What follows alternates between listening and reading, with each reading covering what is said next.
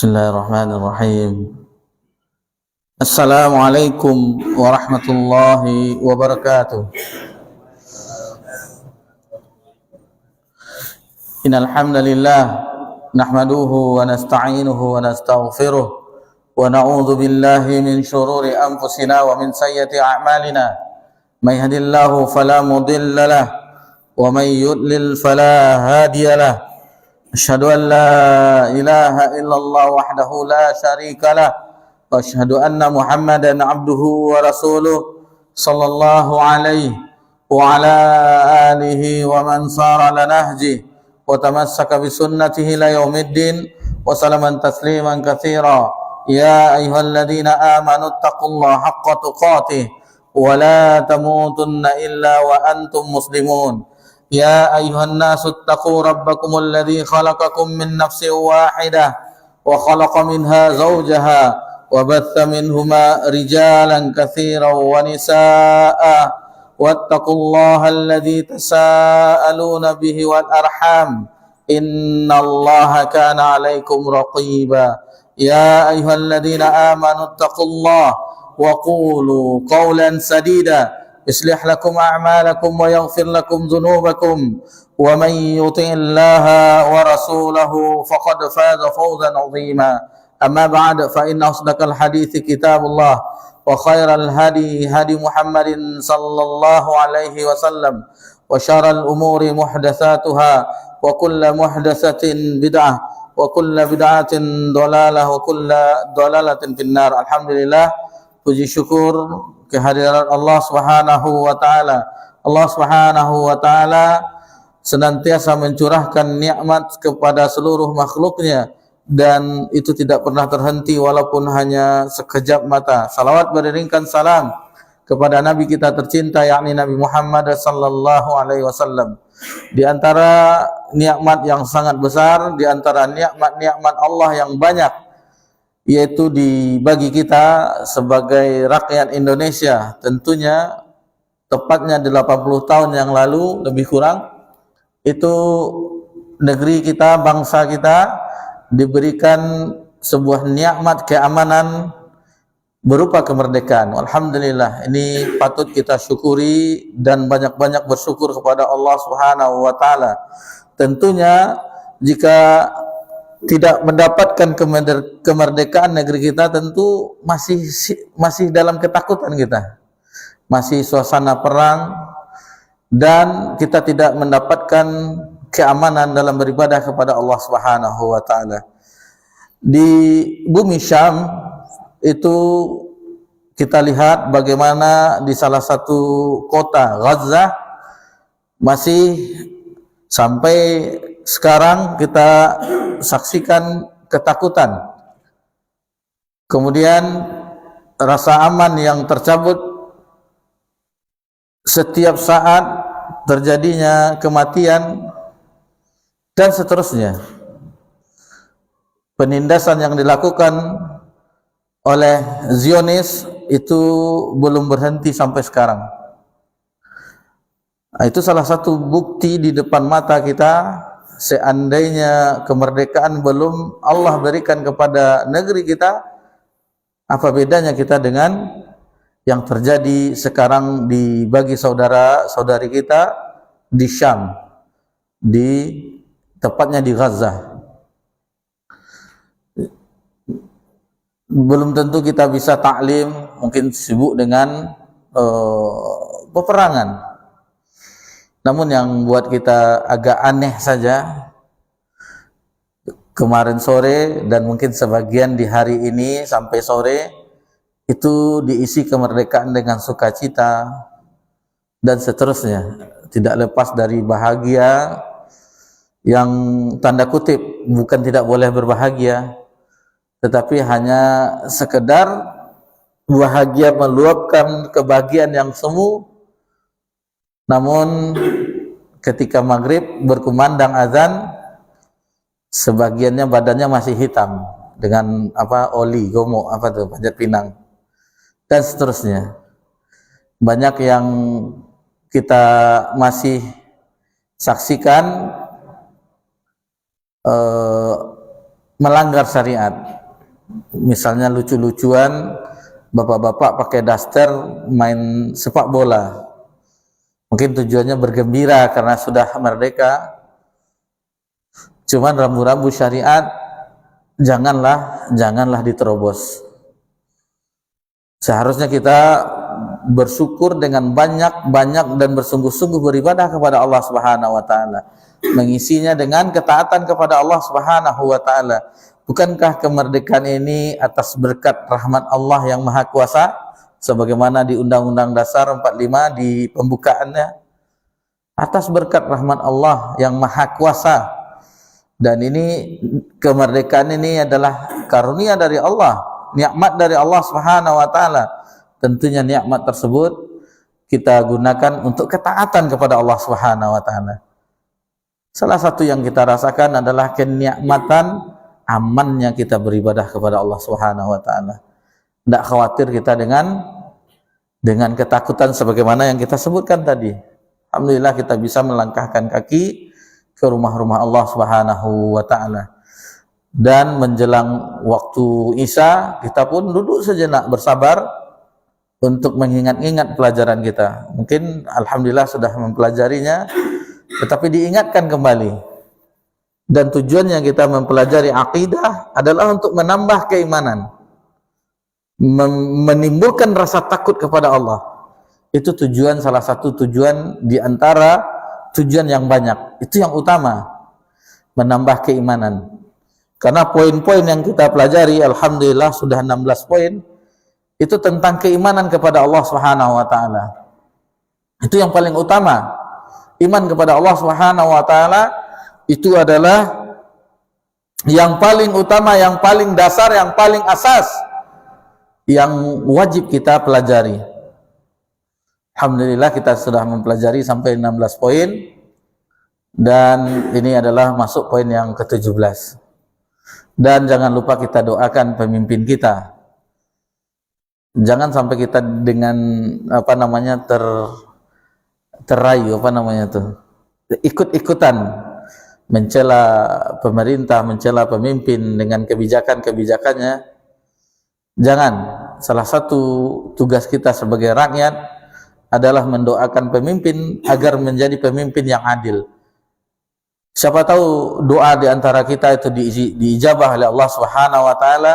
Allah jadikan pemimpin kita pemimpin yang adil, dan berapa? 280 juta lebih kurang itu menikmati keadilan dari pemimpin kita. Banyak manfaatnya, banyak maslahatnya.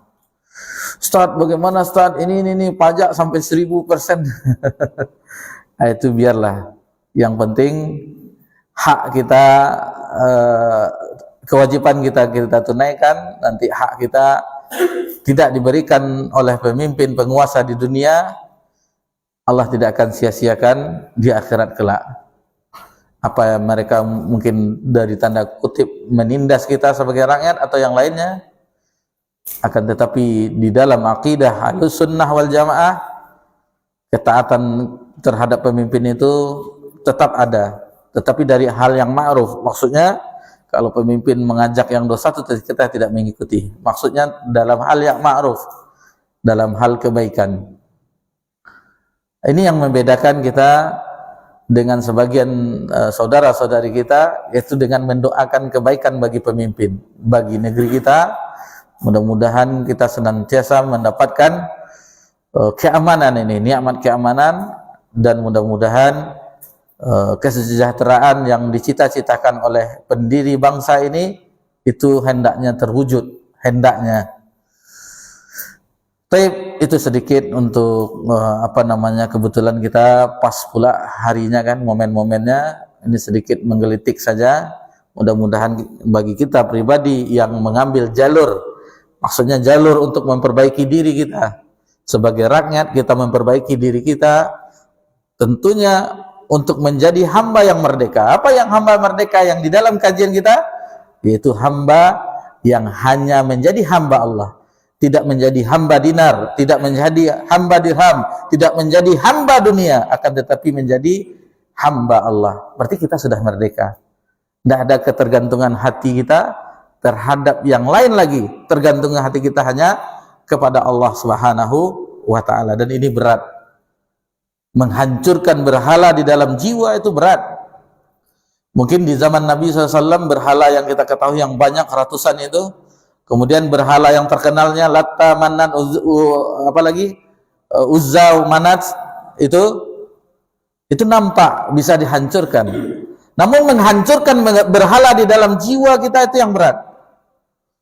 Hawa nafsu kita itu butuh perjuangan yang sangat berat. Ya, duduk di sini di majelis ilmu itu berat.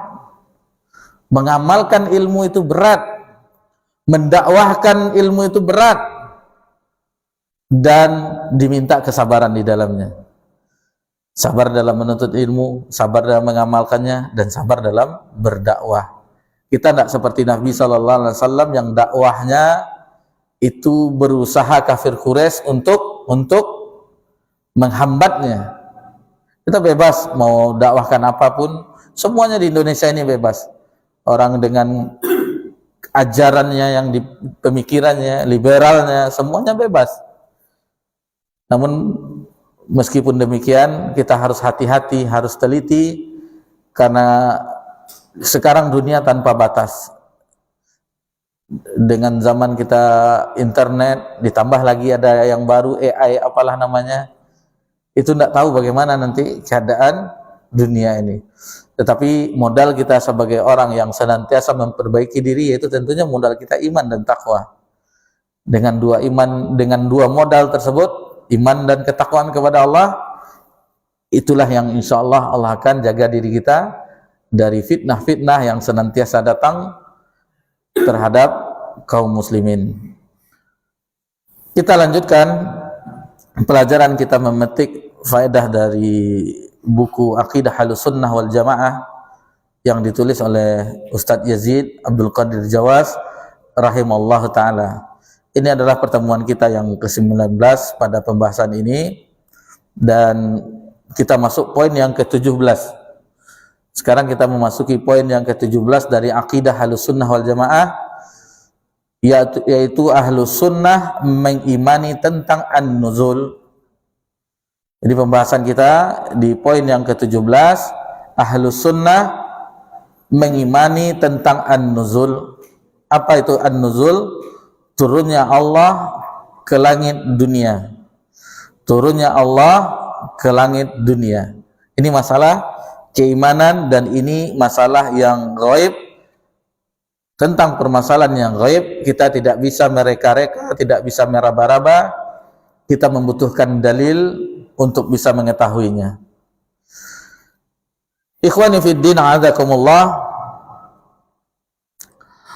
Jadi Ahlussunnah, salah satu prinsip dari Aqidah Ahlussunnah wal Jamaah, sepakat tentang wajibnya beriman terhadap turunnya Allah Subhanahu wa ta'ala atau nuzul ke langit dunia setiap malam. Karena sebagian orang yang menolak sifat Allah ini tidak menerima ini. Banyak logika mereka bermain seperti seandainya Allah turun di setiap malam, di sepertiga malam, sebagaimana nanti hadisnya kita bawakan, lalu aras kosong katanya kan. Aras Allah kosong. Allah nggak ada di aras. Nah, terus seandainya seperti setiap sepertiga malam Allah turun ke langit dunia, berarti Allah tidak pernah balik ke arasnya. Kenapa? Karena setiap perputaran itu, misalnya sekarang kita di Pekanbaru sepertiga malam akhir, nanti terus di India, di Sri Lanka, apalagi Kolombo dan seterusnya sampai ke Arab Saudi, nanti berputar ke arah Afrika, Eropa dan seterusnya sampai ke Amerika, kan sepertiga malam terus. Jadi Allah tidak balik-balik ke arasnya. Nah, ini logika kalau berbicara tentang Allah Subhanahu wa ta'ala, akal kita tidak bisa mencernanya. Maksudnya kalau kita gunakan akal, tentunya akal kita terbatas. Akan tetapi kita butuh dalil. Kita butuh khabar dari Allah Subhanahu wa taala di dalam Al-Qur'anul Karim dan hadis Nabi sallallahu alaihi wasallam untuk meyakini kita terhadap peristiwa tersebut. An-nuzul itu termasuk dari sifat-sifat khabariyah fi'liyah. Jadi termasuk sifat khabariyah fi'liyah. Jadi di antara dalil yang dibawakan oleh penulis di sini yaitu hadis sahih diriwayatkan Imam Bukhari dan Imam Muslim, juga diriwayatkan oleh Imam At-Tirmizi, Abu Daud, Ibnu Majah. Ibnu Asim meriwayatkan juga dalam kitabnya As-Sunnah dan Ibnu Khuzaimah dalam kitabnya At-Tauhid. Hadis dari Abu Hurairah. Abu Hurairah adalah sahabat yang paling banyak meriwayatkan hadis Nabi SAW. Lebih 5.000 hadis diriwayatkan oleh Abu Hurairah. Namanya adalah Abdurrahman bin Sakhar Ad-Dausi, dari suku Daus. Abdurrahman bin Sakhar Ad-Dausi. Rasulullah SAW bersabda, yanzilu Rabbuna tabaraka wa ta'ala kulla laylah. Jadi di dalam hadis ini disebutkan Rabb kita tabaraka wa ta'ala turun pada setiap malam ke langit dunia. Jadi kulla laylatin ila sama'id dunya hina yabqa thuluthul lailil akhir, ketika tinggal sepertiga malam yang akhir. Fayaqul, lalu Allah menyeru, Allah tabaraka wa ta'ala menyeru, man yad'uni fa astajibalah. Siapa yang berdoa kepadaku, maka aku mengabulkan doanya. Wa may yas'aluni fa'u'tiyah. Siapa yang meminta kepadaku, maka aku memberinya. Wa man yastaghfiruni fa'aghfiralah. Dan siapa yang memohon ampunan kepadaku, maka aku mengampuninya. Ini hadis yang menunjukkan tentang adanya sifat Allah an-nuzul, turun ke langit dunia di sepertiga malam terakhir. Ini adalah waktu yang VIP, banyak V-nya. Jadi waktu yang istimewa, waktu yang mana orang-orang soleh ini terjaga di waktu-waktu ini. Karena Allah memanggil mayyadu'u. Allah panggil, Allah berseru, barang siapa yang berdoa kepadaku, meminta kepadaku, fa'astajibalah, dan seterusnya. Yang meminta akan Allah minta, yang memohon pertolongan, mohon ampun, Allah akan ampuni.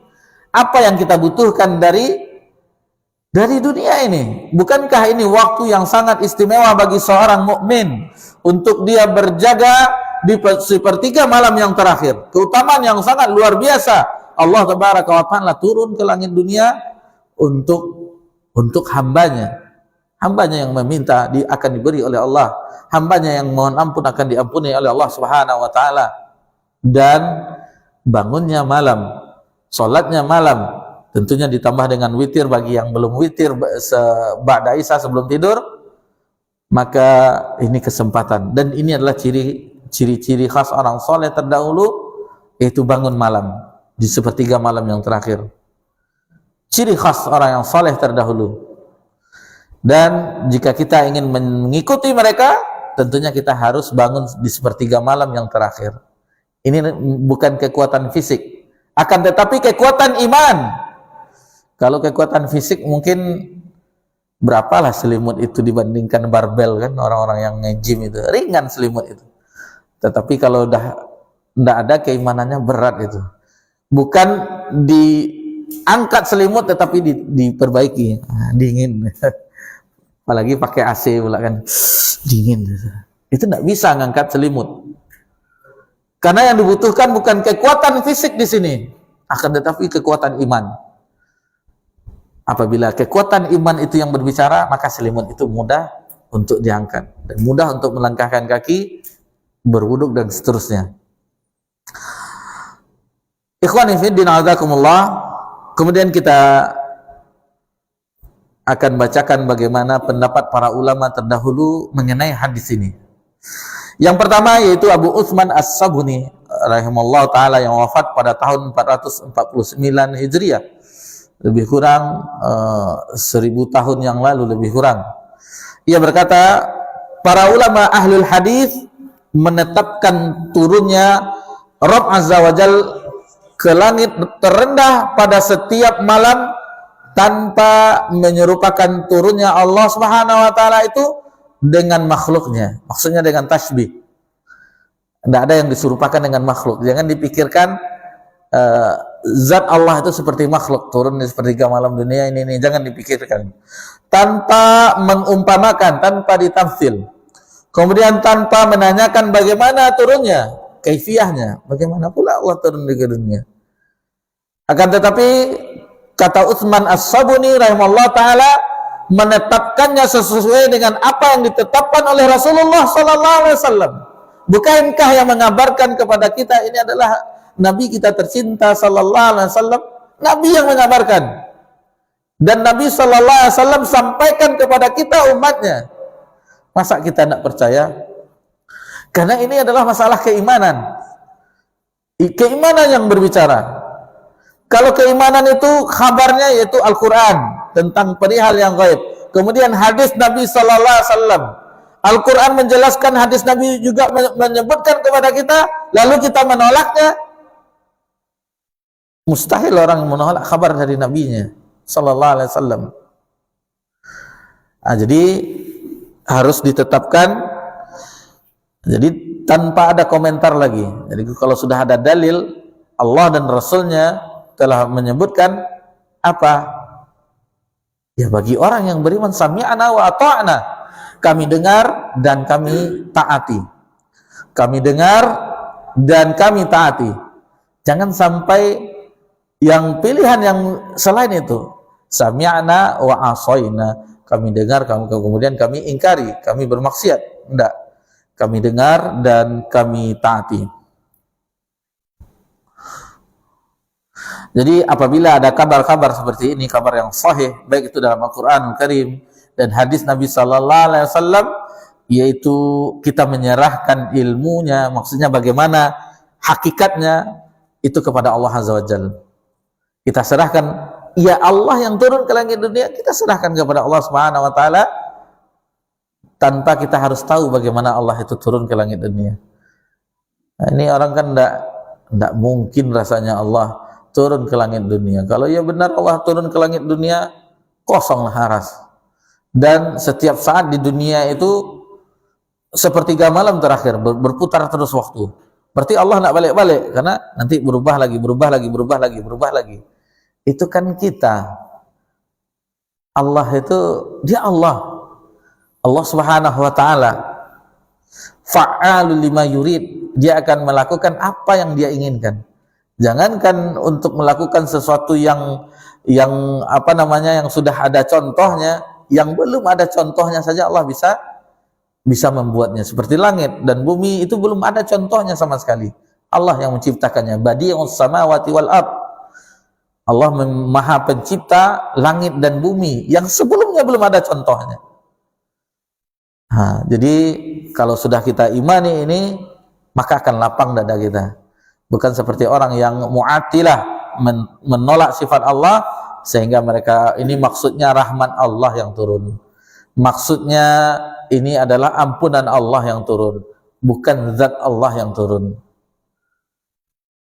Bagi orang yang menakwilnya, ditakwilnya, ini bukan Allah yang turun, tetapi rahmat Allah, ampunan Allah, ini Allah yang turun. Sementara Nabi menyebutkan di sini bahwasanya yang turun itu Rabbuna tabaraka wa ta'ala. Berarti Nabi tidak berbohong dong. Jadi masalah keimanan, kita percayakan apa yang dikhabarkan oleh Nabi kita sallallahu alaihi wasallam, dan bagaimana kaifiatnya kita tidak mengetahuinya. Kita tutup, sudah. Begitulah yang kejadiannya. Cuman momen-momen waktu ini jangan kita sia-siakan. Ini adalah waktu emas. Tidak salahnya kita menyebutkan ini adalah waktu-waktu VIP, banyak VIP-nya. Dan ini waktu yang ditunggu-tunggu oleh orang soleh. Waktu-waktu yang ditunggu oleh orang-orang soleh. Kemudian Ibnu Khuzaimah rahimahullah ta'ala yang wafat tahun 311 Hijriah. Beliau menjelaskan pembahasan tentang kabar-kabar yang benar sanadnya dan sahih penopangnya telah diriwayatkan oleh ulama Hijaz dan Iraq dari Nabi sallallahu alaihi wasallam tentang turunnya Allah Subhanahu wa taala ke langit dunia, yaitu langit terendah, langit yang paling rendah pada setiap malam, yang kami akui dengan pengakuan seorang yang mengaku dengan lidahnya, kata Ibnu Khuzaimah, untuk menuntun kita. Perhatikan, mengakui sebagaimana seorang mengaku dengan lidahnya, membenarkan dengan hatinya, serta meyakini keterangan yang tercantum di dalam kabar-kabar tentang turunnya Allah Azza wa Jalla tanpa menggambarkan kaifiyahnya, bagaimananya. Karena Nabi Sallallahu Alaihi Wasallam memang tidak menggambarkan kepada kita tentang kaifiyahnya, bagaimana cara Allah turun itu tidak diceritakan oleh Nabi SAW. Sudah cukup diimani sebagaimana sebutkan oleh Nabi, Allah turun ke langit dunia, sudah, tidak perlu ditanyakan bagaimana pula Allah itu turun.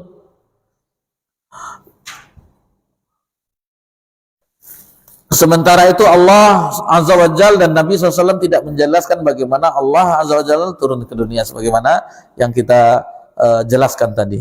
Oleh karena itu, kita mengatakan dan membenarkan apa-apa yang terdapat dalam kabar-kabar ini perihal turunnya Allah Subhanahu wa taala tanpa memaksakan diri membicarakan sifat dan kaifiatnya. Jadi tidak boleh kita. Jadi bukan Allah yang kita tanya sebenarnya. Nanti kita akan yang ditanya oleh Allah Subhanahu wa taala. Allah berbuat sesuka hatinya, terserah. Mengapa Allah menciptakan ini? Apalah fungsi nyamuk ini Allah ciptakan? Menggigit kita aja, tidak ada manfaatnya. Untuk apa ciptaan Allah kita? Tanya-tanyakan. Ada di balik itu hikmah yang Allah ada hikmahnya di balik itu yang kita tidak mengetahuinya. Allah menciptakan sesuai dengan kemauan Allah. Ada hikmah yang manusia tidak memiliki ilmunya. Lalu di lautan yang dalam, samudra yang dalam, kenapa permata ini harus di dalam kerang ini susah mencarinya? Nah, kan ada-ada saja kita. Terus mengapa bahan tambang itu di dalam perbukitan dan seterusnya harus ada alat ngebornya seperti eksplorasi minyak bumi misalnya, masuk pipa bermeter-meter ke dalamnya untuk mengambilnya. Kenapa tidak seperti danau saja? Itu kan kita itu karena saking berharganya maka disimpan Allah di perut bumi agar manusia berusaha untuk mengambilnya, menjadi berharga dia. Kalau tidak berharga kan lihatlah seperti selokan kan tidak ada harganya, dibiarkan orang khawatir tentang DBD nanti dan seterusnya. Jadi untuk perbuatan Allah itu kita tidak perlu menanya perbuatan Allah, tapi kita yakin pasti kita akan ditanya di akhirat kelak. Kemudian Ibnu Khuzaimah menyebutkan sejumlah hadis yang berisi tentang keterangan hal itu, yakni hadis dari Abu Hurairah yang telah kita bacakan, yanzilu Rabbuna tabaraka wa ta'ala kulla lailatin, dan seterusnya. Sebenarnya hadis yang memuat tentang turunnya Allah ke langit dunia itu sangat banyak. Syekhul Islam Ibnu Taimiyah rahimahullah ta'ala sampai menulis sebuah kitab dan beliau beri nama kitab itu Syarah Haditsin Nuzul. Jadi penjelasan hadis-hadis tentang nuzul Allah Subhanahu wa taala. Berarti kalau sebuah buku berarti itu banyak. Cuman di sini tidak disebutkan berapa jumlahnya. Apakah 20, apakah 30, tidak disebutkan. Cuman itu ditulis, dikumpulkan hadis-hadis tentang turunnya Allah Subhanahu wa taala dan dibukukan dan dijelaskan sehingga dinamakan kitab tersebut Syarah Haditsin Nuzul, penjelasan tentang hadis-hadis yang menceritakan tentang nuzul turunnya Allah Subhanahu wa taala di sepertiga malam akhir di langit dunia, istilahnya turun di langit dunia yang paling rendah di setiap sepertiga malam akhir. Dan di antara yang dinukilkan dalam kitab Syarah Haditsin Nuzul, sesungguhnya pendapat yang mengatakan tentang turunnya Allah pada setiap malam telah tersebar luas melalui sunnah Nabi Sallallahu Alaihi Wasallam dan para salafus soleh serta para imam ahli ilmu maupun ahli hadis telah sepakat membenarkannya dan menerimanya. Siapa yang berkata dengan apa yang dikatakan oleh Rasulullah SAW, maka perkataan itu adalah hak dan benar, kendati pun ia tidak mengetahui tentang hakikat dan kandungan serta maknanya. Sebagaimana orang yang membaca Al-Quran tidak memahami makna-makna ayat Al-Quran yang dibacanya, karena sebenar-benar kalam adalah kalamullah, Al-Quranul Karim, dan sebaik-baik petunjuk, wa khairal hadi, sebaik-baik petunjuk adalah petunjuk Rasulullah sallallahu alaihi wasallam, itu as-sunnah. Kemudian disebutkan oleh penulis rahimahullah taala, Nabi sallallahu alaihi wasallam mengucapkan perkataan ini dan semisalnya secara umum, tidak mengistimewakan seseorang atas orang lain dan tidak pula disembunyikan dari seseorang, sedangkan para sahabat serta para tabi'in yang menyebutkannya, menukilkannya, menyampaikannya dan meriwayatkannya di majelis-majelis khusus dan umum pula, yang selanjutnya dimuat dalam kitab-kitab Islam yang dibaca dalam majelis-majelis khusus maupun umum, seperti Sahihul Bukhari, Sahih Muslim, Muwatta Imam Malik, Musnad Imam Ahmad, Sunan Abi Daud, Sunan At-Tirmizi, Sunan An-Nasai, dan seterusnya. Itu dimuat tentang hadis Allah turun ke langit dunia. Imam Asy-Syafi'i rahimahullah ta'ala berkata, ini Imam Asy-Syafi'i salah satu imam yang menjadi acuan di negeri kita secara khusus dan ASEAN secara umumnya. Jadi negara-negara di ASEAN termasuk Indonesia, ASEAN itu menisbahkan diri kepada Imam Asy-Syafi'i, mazhab Asy-Syafi'i. Mazhab kami adalah Asy-Syafi'i. Dan kalau di belahan bumi yang lain, Maroko itu mazhabnya Maliki. Saudi Arabia mazhabnya, maksudnya mazhab masalah fikih, itu Hambali, Imam Ahmad bin Hambal, dan Imam Abu Hanifah di negara yang lainnya. Itu menisbahkan diri terhadap Imam Syafi'i. Akan tetapi Imam Syafi'i berkata, ini negeri kita yang mengaku mazhab Imam Syafi'i mengatakan, wa annahu yahbitu kulla lailatin ila sama'id dunya bi khabari Rasulillah, bahwasanya Allah turun pada setiap malam ke langit dunia berdasarkan kabar dari Rasulullah SAW. Cuman yang anehnya negeri kita, kalau untuk mazhab fikih Imam Syafi'i rahimahullah ta'ala. Kemudian untuk akidah, kata mereka, akidah kami al-Asy'ari, Asy'ariyah. Kenapa? Apakah Imam Syafi'i akidahnya salah, lalu kita berpindah ke akidahnya Imam Abul Hasan Asy'ari rahimahullah ta'ala?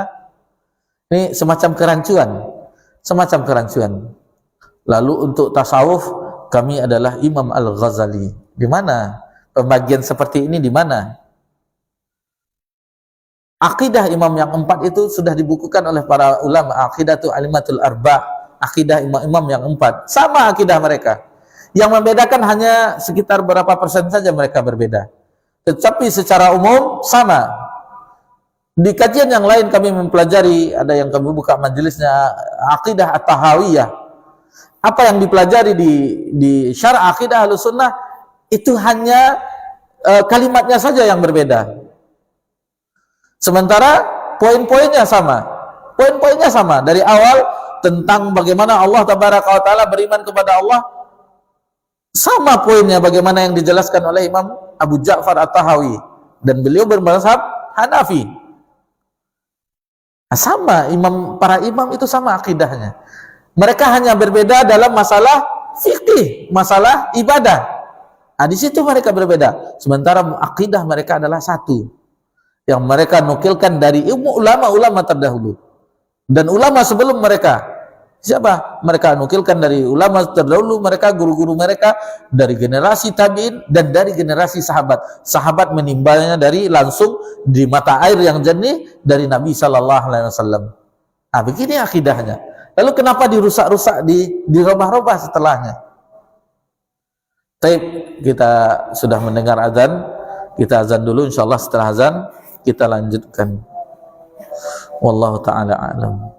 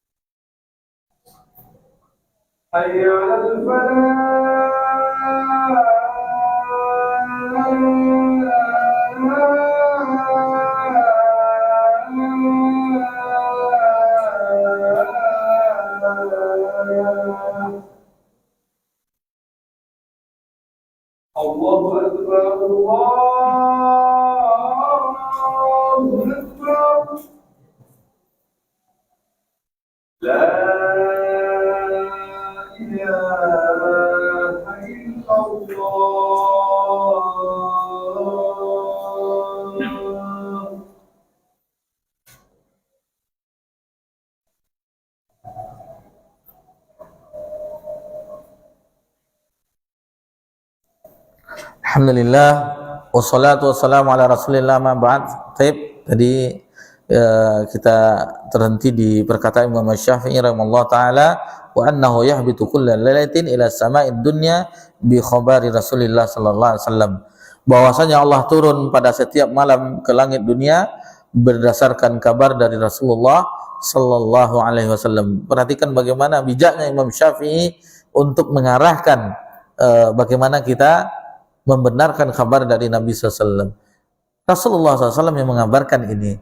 Nah, seolah-olah Imam Syafi'i mengatakan itu. Nah, Rasulullah yang mengatakan Allah itu turun ke langit dunia. Bayangkan Imam Syafi'i membimbing kita. Ini yang dimaksudkan. Rasulullah SAW yang mengabarkan, kenapa kita tolak? Lihatlah orang-orang yang berkeyakinan yang pernah kita bahas di pertemuan sebelumnya, Allah itu di mana-mana.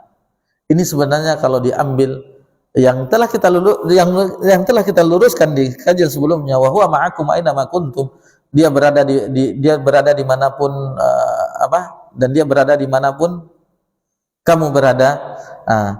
Maksudnya di situ ilmu Allah Subhanahu wa taala, dan telah kita jelaskan pengawasan Allah, telah kita jelaskan alhamdulillah. Akan tetapi orang yang mengakini akidah seperti ini, maksudnya zat Allah itu di mana-mana. Dia mengatakan ini. Sebenarnya kalau kita kaji lagi, kita mainkan juga logika kita, mereka ini telah menghina Allah Subhanahu wa taala.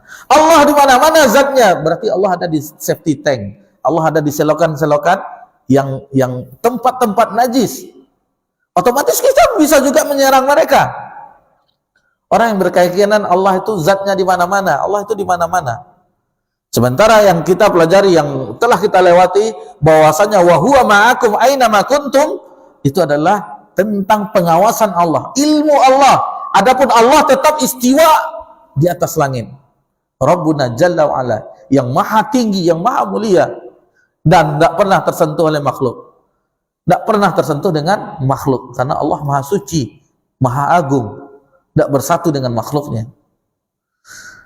Nah, jadi mereka yang sebenarnya menghina Allah Subhanahu wa taala, mengatakan Allah di mana-mana. Otomatis kalau di mana-mana seluruh tempat.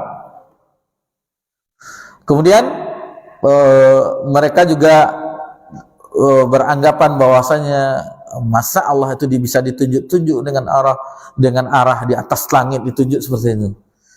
Lalu mereka gunakan statement mereka, Allah itu tidak di atas, Allah itu tidak di depan, dengan menunjuk seluruh mata angin, tidak di kanan, tidak di kiri, tidak di belakang, tidak di bawah. Ngapain susah-susah? Udah simpulkan saja Allah itu tidak ada, dah selesai. Allah tidak di atas, tidak di depan, tidak di belakang, tidak di kanan, tidak di kiri, tidak di bawah, tidak di... Kan susah, panjang sekali. Sudah, Allah tidak ada. Dah selesaikan. Mereka berkeyakinan seperti itu jadinya. Berarti mereka berkeyakinan Allah itu tidak ada. Nah, tapi kalau kita katakan seperti itu, marah mereka. Karena kami pribadi berdialog dengan orang Asy'ariyah, mereka tidak memiliki hujjah. Cuman logika saja, hujah mereka logika ini. Coba ketawa-ketawa sambil mencemeh kita. Lalu kita katakan Allah yang mengatakan dirinya di dalam Al-Quran, lalu Nabi yang mengabarkannya, antum tak percaya? Itu ilmu, antum cuman teks letter nasnya saja. Kita butuh ini, penjabaran, seolah-olah berwibawa berkatanya. Dan pernah juga kita, kalau kita di kampung itu kebanyakan orang-orang tariqah. Salah satu keluarga itu tariqah Satariyah. Satariyah mungkin orang yang pernah di Pariaman itu di Ulaan, di apa? Itu banyak tariqah Satariyah. Kalau ini yang kita di dekat sini pesantren Babu Salam itu tariqah Naqsabandiyah. Itu berbeda lagi. Sesama tariqah beda gurunya, beda lagi caranya. Jadi pernah berdialog dengan paman sendiri, mama bahasa kita, saudara laki-laki dari ibu, itu berdialog tentang tentang akidah. Beliau dan beliau menisbahkan diri beliau dengan tariqah Satariyah. Lalu berdialog, ya akhirnya tidak pernah ketemu ujungnya. Karena beliau telah lulus suluk katanya pakiyah ya. Orang-orang yang di setiap hari Kamis bawa untuk minta sedekah, telah lulus itu. Memang dahulu seperti itu belajar agama di Sumatera Barat. Setiap hari Kamis keluar untuk minta sedekah. Dan itu katanya tujuannya bukan sedekah, tetapi mental jiwa dan seterusnya. Dan sudah tamat kitab-kitab kuning katanya. Dan ketika berdialog, lalu kita sampaikan beberapa ayat yang kita ketahui, yang kita hafal, seperti Ar-Rahman 'alal 'arsy istawa, dan beberapa hadis yang kita ketahui, ditolaknya. Ini baru kuliah syariat baru. Kalah. Sementara memang begitu pembagian isi kulit, syariat, tarikat, ma'rifat dan seterusnya, memang begitu mereka. Bahkan mereka kalau sudah makrifat tidak perlu ibadah lagi, sudah putus makrifatnya. Waliyazubillah, mungkin seperti orang-orang wali majdub yang sudah gila itu kan sudah putus makrifatnya. Tapi diagung-agungkan. Kadang kita lucu, kemana akal sehat? Bekas rokoknya direbutkan, terus bekas minumnya, air basuh kakinya diminum, mana ini sehatnya berpikir? Kan tidak sehat berpikir. Nah, jadi itu sedikit gambaran yang terjadi. Memang begitulah, kalau kita tidak kembalikan kepada Al-Quran dan Sunnah menurut pemahaman para sahabat, maka itulah yang terjadi. Banyak cara-cara beragama, sekte-sekte beragama, dan itu akan semakin jauh dari agama Allah Subhanahu wa Ta'ala. Kemudian di pembahasan tentang An-Nuzul ini kita nukilkan perkataan Imam Ibnu Qayyim rahimahullah ta'ala. Apa kata beliau rahimahullah ta'ala di dalam ketika menukil perkataan Imam Syafi'i yang telah kita sebutkan, wa anna Allah ta'ala ala arsyihi fis sama'i yaqrubu min khalqihi kaifa syaa wa anna Allah ta'ala yanzilu ila sama'id dunya kaifa syaa. bahwasanya Allah Ta'ala di atas aras di langitnya, lalu mendekat kepada makhluknya menurut bagaimana yang Allah kehendaki, dan sesungguhnya Allah turun ke langit dunia menurut bagaimana yang Allah kehendaki. Jadi itu terserah Allah, apapun perbuatan Allah itu kita tidak perlu banyak-banyak mengetahui bagaimana-bagaimananya. Tidak perlu kita intip-intip dan segala macamnya, itu perbuatan Allah. Akan tetapi yang harus kita sadari, yakini, kita nanti akan ditanya oleh Allah Subhanahu wa taala di akhirat kelak. Kemudian kita lanjut ke pembahasan yang ke-18, dan ini adalah pembahasan terakhir tentang iman kepada Allah. Adapun selanjutnya nanti itu sudah beriman kepada malaikat. Jadi tentang rukun iman, tentang akidah, tentang keimanan kepada Allah Subhanahu wa taala, poin ke-18 ini di dalam syarah Aqidah Ahlussunnah yang kita pelajari, ini adalah pembahasan terakhir. Tetapi ini yang apa namanya? Ya, kalau kita hayati secara mendalam, ini bagaimana nanti nikmat yang paling tinggi terhadap penghuni surga. Apa itu? Ru'yatullah, melihat Allah pada hari kiamat. Ini poin yang terakhir di pembahasan di syarah Aqidah Ahlussunnah yang kita pelajari tentang iman kepada Allah. Ahlussunnah wal Jamaah mengimani bahwasanya kaum mukminin akan melihat Allah Azza wa Jalla pada hari kiamat secara jelas. Ini keyakinan dengan mata kepala mereka sebagaimana melihat matahari dengan terang. Itu keyakinan akidah Ahlussunnah wal Jamaah. Tidak terhalang oleh awan sebagaimana mereka melihat bulan di malam purnama. Lalu dikabarkan mereka tidak berdesak-desakan dalam melihat Allah Subhanahu wa taala. Rasulullah SAW bersabda, "Innakum satarawna rabbakum kama tarawna hadzal qamar." Jadi sesungguhnya kalian akan melihat Rabb kalian sebagaimana kalian melihat bulan. Bulan apa? Lailatul Badar, bulan purnama. Pada kalau kita bulan 14 ya, bulan 14. La tudamuna fi ru'yatih. Kalian tidak terhalang atau tidak berdesak-desakan ketika melihatnya.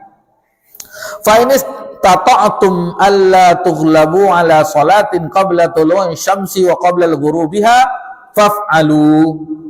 Dan jika kalian sanggup untuk tidak dikalahkan oleh syaitan untuk melakukan salat sebelum matahari terbit, maksudnya salat subuh, dan sebelum terbenamnya matahari, maksudnya salat asar, faf'alu, kata Nabi SAW, maka lakukanlah.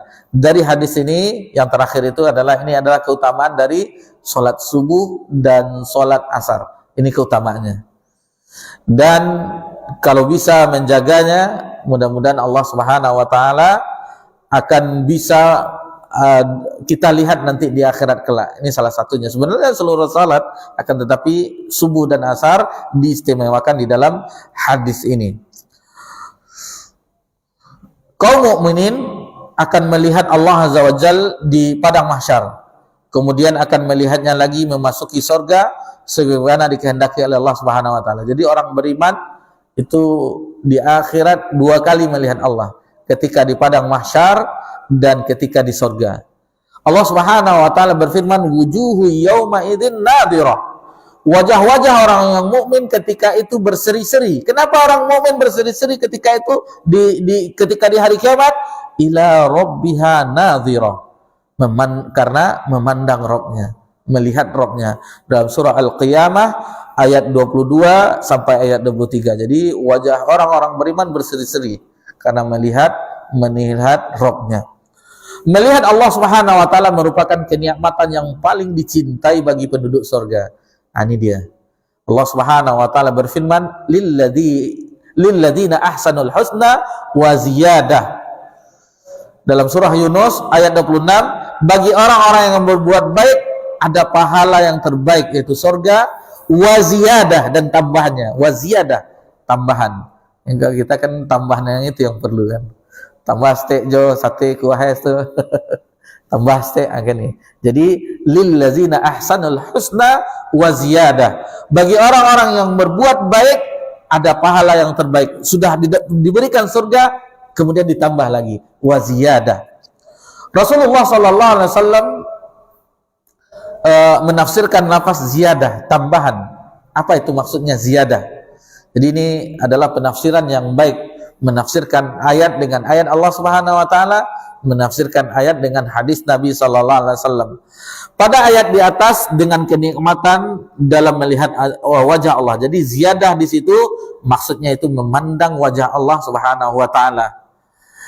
Hadis dari Suhaib bin radhiyallahu anhu, dari Suhaib, semoga Allah meridhoinya, anin Nabi sallallahu alaihi wasallam, dari Nabi sallallahu alaihi wasallam qal, ia bersabda, idza dakhala ahlul jannatil jannah, apabila ahli surga telah masuk surga. Ini kita harus berharap semoga yang disebutkan di dalam hadis ini termasuk kita. Idza dakhala ahlul jannah al jannah, jika penduduk surga telah masuk surga. Qal, lalu Allah berfirman, yaqulullah tabaraka wa ta'ala, jadi Allah berfirman, turiduna syai'an azidukum. Apa kata Allah Subhanahu wa taala? Apakah kalian ingin tambahan sesuatu dariku? Jadi Allah menawarkan tambahan. Fayaqulun, kemudian penduduk surga berkata, alam tubayyid wujuhaha, bukankah engkau ya Rabb yang telah memutihkan wajah kami? Alam tudkhilnal jannata wa tunajjina minan nar, dan engkau telah menyelamatkan kami dari neraka. Qal, lalu Allah tabaraka wa taala berfirman, fayakshiful hijaba fama u'tu syai'an ahabba ilaihim minan nazari ila rabbihim azza wa jalla. Ini dia, fayakshiful hijab, lalu Allah membuka hijabnya. Fayakshiful hijab, Allah membuka hijabnya. Fama u'tu syai'a, dan tidak ada yang paling dicintai ahabba ilaihim, dari penduduk surga itu, minan nadhari ila rabbihim azza wa jal, melainkan melihat wajah Allah Subhanahu wa taala. Ini hati kita itu keras. Kenapa hati keras? Dulu waktu membawakan hadis ini di kajian-kajian sebelumnya, keluar air mata ini karena membayangkan melihat Allah nanti di akhirat.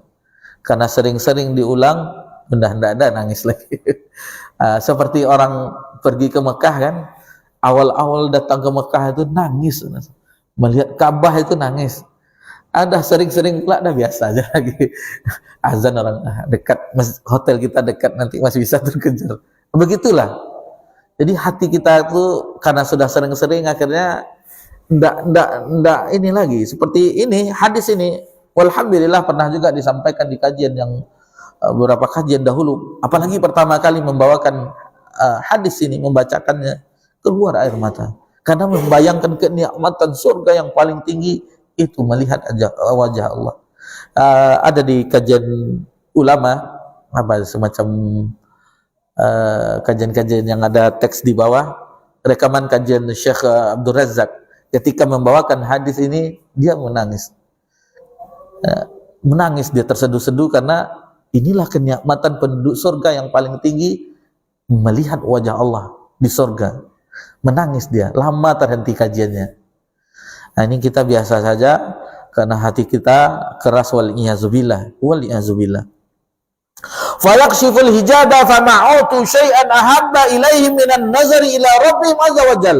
Lalu Allah membuka hijabnya, lalu tersingkaplah wajah Allah Subhanahu wa taala, dan ini adalah pemberian yang paling dicintai oleh penduduk surga, melihat Allah azza wa jal.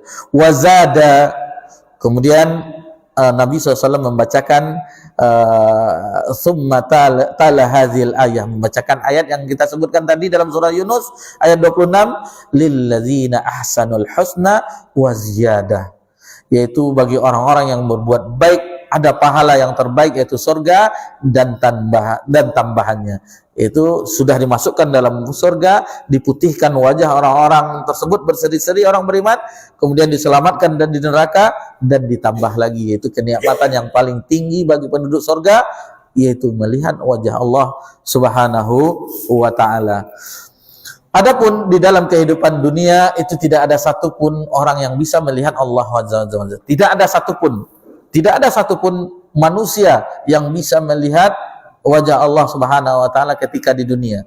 Allah Subhanahu wa taala berfirman, ini dalilnya dalam surah Al-An'am ayat 103, la tudrikuhul absar wa huwa yudrikul absar. Dan dia tidak dapat dicapai oleh penglihatan mata, sedangkan dia dapat melihat segala penglihatan itu. Wa huwal latiful khabir, dan dia yang maha halus lagi maha teliti. Kemudian Allah Subhanahu wa taala berfirman kepada Nabi Musa alaihissalam. Jadi Nabi Musa alaihissalam ingin melihat Allah ketika menerima wahyu Taurat. Walamma jaa Musa limiqatina wa kallamahu rabbuhu qala rabbi arini anzur ilaik. Dan ketika Musa datang untuk munajat pada waktu yang telah kami tentukan, dan Rabb telah berfirman langsung kepadanya, lalu berkata, ya Rabbku, tampakkanlah dirimu kepadaku agar aku dapat melihatmu. Lalu Allah Tabaraka wa Ta'ala berfirman, qala lan tarani, kata Allah Tabaraka wa Ta'ala. Apa kata Allah? Engkau tidak akan sanggup melihatku. Walakin inzur ilal jabali fa in istaqarra makanahu fasawfa tarani. Lalu kata Allah Tabaraka wa Ta'ala, namun lihatlah ke gunung itu. Jika ia tetap di tempatnya sebagaimana sedia kalanya, niscaya engkau dapat melihatku.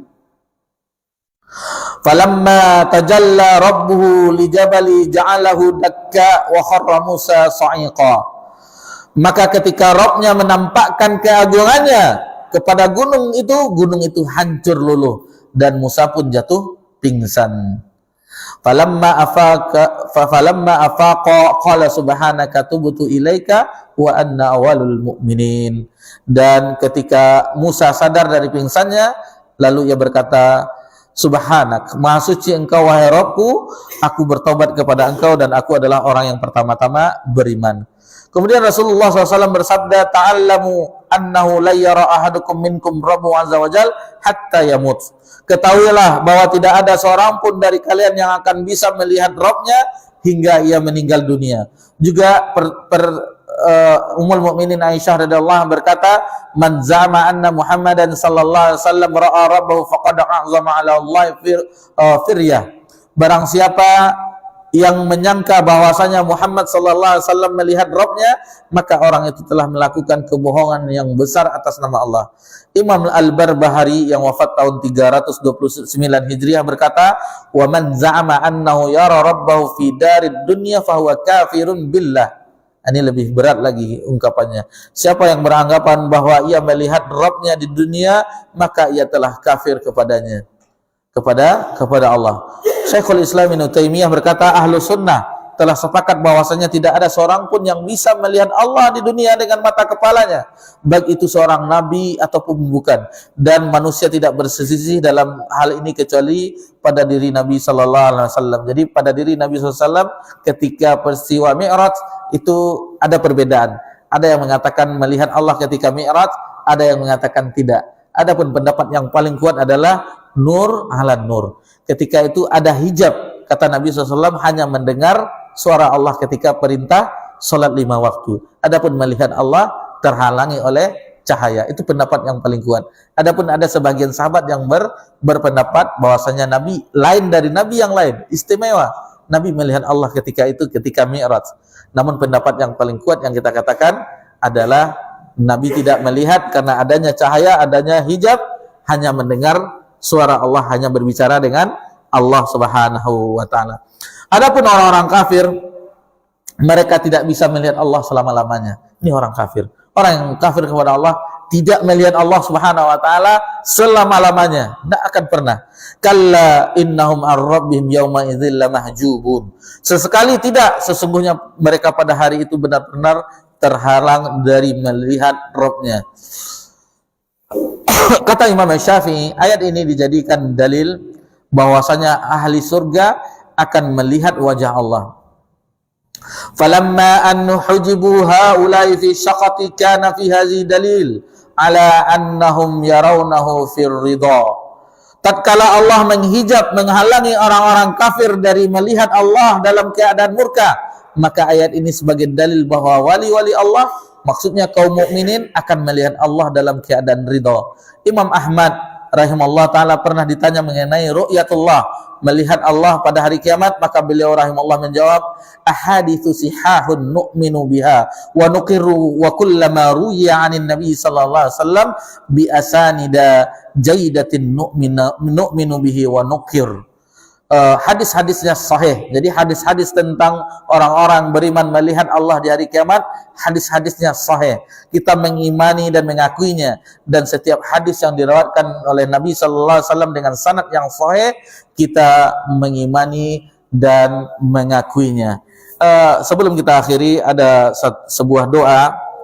Nah, itulah buku yang disusun oleh manusia, selalu ada kekurangannya.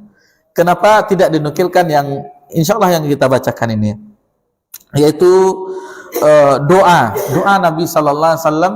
Nabi berdoa agar mendapatkan kelezatan ketika melihat wajah Allah. Ini dinukilkan oleh Imam An-Nasai, Imam Ahmad, dan ini disahihkan oleh Syekh Albani. Apa itu doa Nabi sallallahu alaihi wasallam? Allahumma bi'ilmikal ghaibi wa qudratika 'alal khalq. Wahai Allah, ya Allah, dengan pengetahuanmu terhadap yang ghaib dan kekuasaanmu atas makhlukmu, ahaini ma'alimtal hayata khairal li. Lalu kata Nabi SAW, hidupkanlah aku selama engkau tahu kehidupan itu lebih baik bagiku. Wa tawaffani idza alimat waqahu khairal li. Dan matikanlah aku jika engkau tahu kematian itu lebih baik bagiku. Allahumma wa as'aluka khasyatika fil ghaibi wasyahadah. Ya Allah, sesungguhnya aku memohon kepada engkau, yaitu rasa takut kepadamu di saat sendiri maupun dalam keadaan terang-terangan. Ini bagaimana doa yang sangat luar biasa.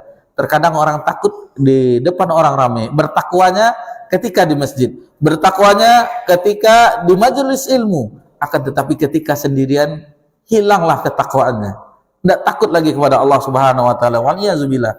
Was'aluka kalimatal haqqi fir ridha wal ghadab. Kata Nabi SAW di dalam doanya ini, aku memohon perkataan yang benar dan perkataan baik maupun marah. Jadi walaupun meskipun marah, Nabi SAW berdoa kepada Allah, jangan keluar yang tidak-tidak. Kan banyak orang kalau marah disebutnya kebun binatang, disebutnya 8, 7 dan ke bawah seterusnya. Orang awak kan bercarut ya. Nah, Nabi berdoa agar ketika marah tidak keluar yang kata-kata kotor itu. Was'alukal qasda fil faqri wal ghina. Lalu kata Nabi SAW, aku memohon kesederhanaan dalam keadaan fakir maupun kaya. Wa as'aluka la yanqudu wa yas'aluka apa tadi? Wa yas'aluka na'iman la yanfadu wa as'aluka qarratan 'ainin la tanqati'. Lalu kata Nabi SAW di dalam doanya, dan aku memohon kenikmatan yang tak akan habis. Aku memohon penyejuk hati yang tak pernah berakhir. Aku memohon keridhaan atas ketetapan, dan aku memohon ketenteraman setelah kematian. Was'alukal bardal 'ashi ba'dal maut. Ini baru dia. Wa as'alukal lazzatan nazari ila wajhik. Kata Nabi SAW, aku memohon kenikmatan memandang wajahmu. Lalu apa lagi? Kata Nabi SAW, wa syauqa ila liqa'ik, dan rasa rindu untuk berjumpa denganmu. Ini doa Nabi kita tercinta sallallahu alaihi wasallam. Fi ghairi darai mudirratin wala fitnatin mudillah. Lalu kata Nabi SAW di dalam doanya, selain meminta kelezatan ketika memandang wajah Allah di akhirat dan kerinduan untuk berjumpa dengan Allah Subhanahu wa taala. Bukan dalam kesusahan yang membinasakan dan cobaan yang menyesatkan. Allahumma rabbana bizinatil iman waj'alna hudatan muhtadin. Ya Allah, hiasilah kami dengan hiasan iman dan jadikanlah kami termasuk orang-orang yang memberi petunjuk dan diberi petunjuk. Itulah salah satu doa Nabi kita tercinta sallallahu alaihi wasallam bahwasanya Nabi yaitu berdoa untuk agar mendapatkan kelezatan ketika memandang wajah Allah dan kerinduan wasyauq liqa'ik, dan kerinduan untuk berjumpa dengan Allah Subhanahu wa taala. Itulah Nabi kita tercinta sallallahu alaihi wasallam yang telah mengajarkan bagaimana cara untuk menuju Allah Subhanahu wa taala, cara untuk meraih cinta Allah Subhanahu wa taala, cara untuk mendapatkan segala apa-apa yang diinginkan oleh seorang hamba yang beriman. Apa yang kita inginkan selain daripada ampunan Allah dan kemudian keridhaan Allah, kecintaan Allah dan keridhaan Allah. Itulah yang kita inginkan sebagai hamba Allah yang merdeka, sebagaimana kita sebutkan di awal tadi. Hamba Allah yang merdeka, yang hatinya tidak terpaut lagi dengan semua yang kita katakan berhala dalam diri kita. Itu yang harus kita hancurkan, sehingga di dalam hati ini, dalam jiwa ini hanya keterikatan kepada Allah Subhanahu wa taala. Itulah tauhid. Itulah tauhid yang seorang hamba hanya tergantung kepada Allah Subhanahu wa taala. Demikian saja, dan walhamdulillah di pembahasan kita prinsip akidah Ahlussunnah wal Jamaah, syarah akidah Ahlussunnah wal Jamaah itu tentang iman kepada Allah telah kita selesaikan di malam yang berbahagia ini. Tentunya ini penutup yang sebenarnya menggugah jiwa seorang yang beriman, yaitu melihat wajah Allah. Inilah tambahan kenikmatan penduduk surga, melihat Allah di akhirat kelak.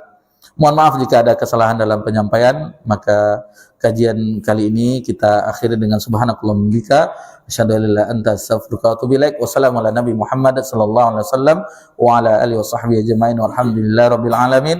Wassalamualaikum warahmatullahi wabarakatuh.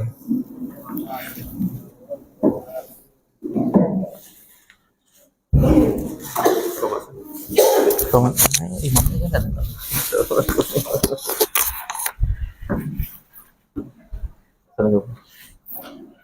الله أكبر الله أكبر أشهد أن لا إله إلا الله أشهد أن محمدا رسول الله